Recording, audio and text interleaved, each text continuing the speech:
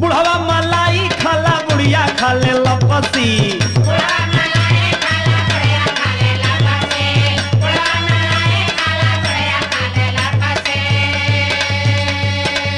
केहू से न कम बाप तोहिया पिए पे पसी। अच्छा। केहू से न कम बाप तोहिया पिए पे पसी।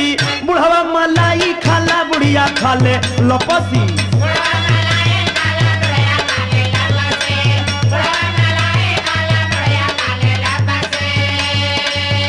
अरे तो सुना सुनावा। न जवन का कम्बा न बुढ़ावा कम्बा। अच्छा तनी हमार सुना था सुनावा त। बाप और बेटा दोनों भैले घर बिगारू।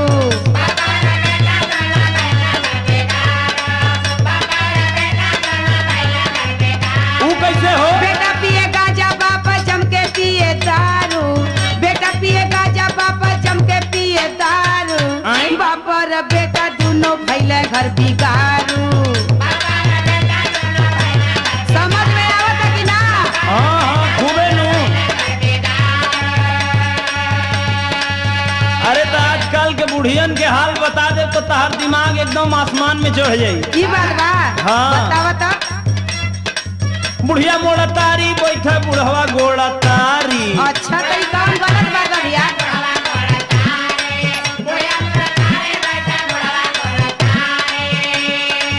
चलले पतहिया हो तनेन रंग झारी। अरे ई तो आजकल का फैशन न बा।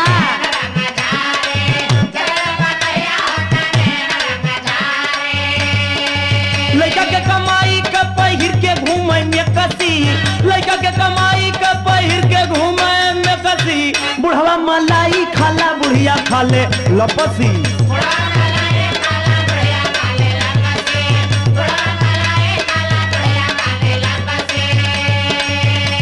तनी एक बात ही बतावा। का हो? माई हो के मैक्सी पहिर लेला तो बड़ा बेजाय कर देलस। आ तनी हई सुना था सुनावा त। बेटा नेता कट बाप पहने ला सफारी। अच्छा एकदम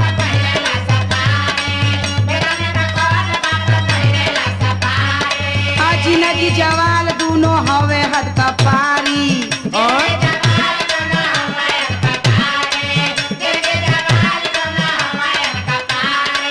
घरवा में रोवली दोनों का में हरारू। अच्छा। घरवा में रोवली दोनों का में हरारू। बाप और बेटा दोनों भैले घर बिगारू। अच्छा अच्छा। एकदम सुन ला कान खोल के।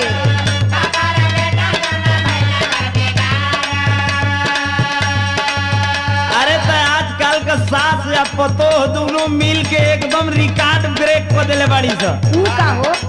सास या पतोह के साथे में होला लइका।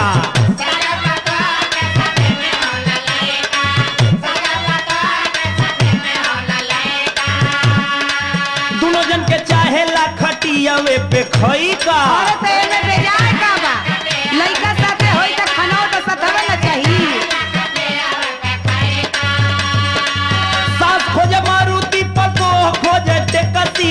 सही बात। सास खोजे मारुति पतोह खोजे टेकसी। बुढ़वा मलाई खाला बुढ़िया खाले लपसी।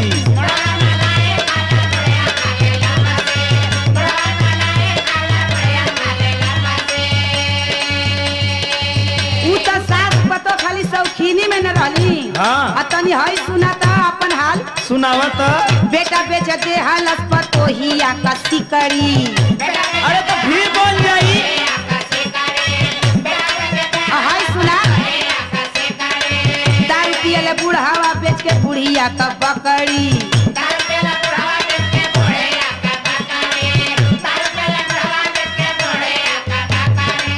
बेची है घर दुआर दोनों भैले उतारू। बेची है घर दुआर दोनों भैले उतारू। बाप और बेटा दोनों भैले घर बिगारू। अच्छा अच्छा। एकदम सही ना बात बा हो।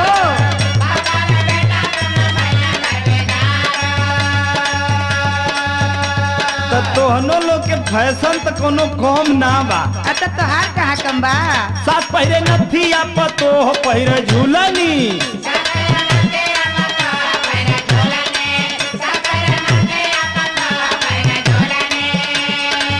बूढ़ा पहिरे कंगना पतोहिया पहिरे ककनी। अरे ई तो जमाना का ना दोस्त बा हो।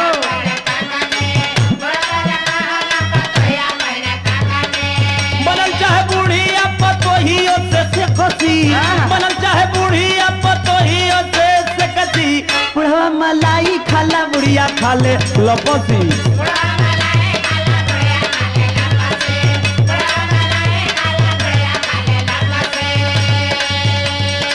आई तनी सुना तो सुनावा था बियाई में नशा में का हालत भइल बा इ लोगन का। का सुना खटिया पे खासे बेटा रोज सकसकाला। आई दादा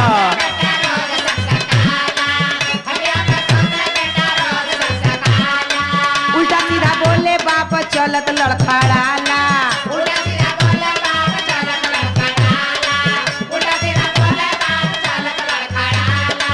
रतिया के पानी मांगे चटके लतारू, रतिया के पानी मांगे चटके लतारू।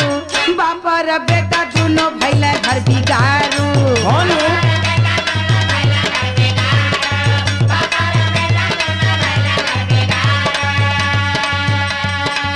नवहिन से ढेर भयल बुढ़ियन का नखरा। अरे तने गलत कावा हो काहे चलेला।